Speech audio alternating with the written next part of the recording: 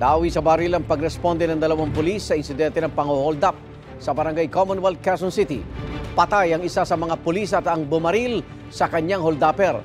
May unang balita si Nico Wahe. Pulis ang lalaking ito na nakita sa CCTV sa Katipunan Street, barangay Commonwealth, Quezon City. Maya-maya may lalaki sa likod na lumapit sa kanya. Hindi na nakuna ng CCTV pero sa puntong iyon, binaril na lalaki ang pulis. Dumating ang kabady ng pulis at gumanti sa lalaking bumaril.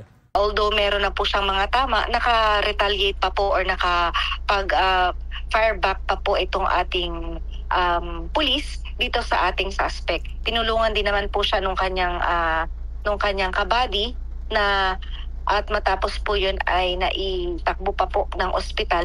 Ang napatay na pulis kinilalang si Patrolman Harwin Courtney Bagay. Ang balang tumama sa braso niya, tumagos sa dibdib. Di pa tukoy ang pagkakakilanlan ng sospek. Ayon sa NCRPO, nasa lugar ang dalawa para rumisponde sa holdapan. Sabi ng isang saksi, sunod-sunod ang umalingaw-ngaw na putukan noon. Ito yung police, pasugod na. Yung may customer kami, gumagawa kami ng burger nun eh. May customer kami. Yun, yung mga customer napayuko bigla, narinig kami ng una, akala na yung motor.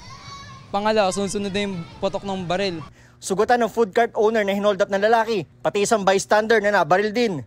Dito nakaposte yung mga pulis nang may marinig na putukan at nang re-responde sana, tumakbo sila sa bahaging ito kung saan isang lalaki ang nakasalubong nila na nagtuturo kung saan umano tumakbo ang nagpaputok.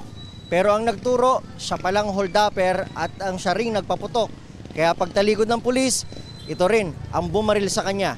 Hindi po kasi nila identified kung sino pa yung suspect. So doon po sila napalapit. Nung tumalikod na po itong ating mga pulis, saka po bumunot naman po itong ating suspect at pinaputukan po itong ating isang patrolman. Inaayos na raw ng PNP ang pagpaparangal kay Patrolman Bagay.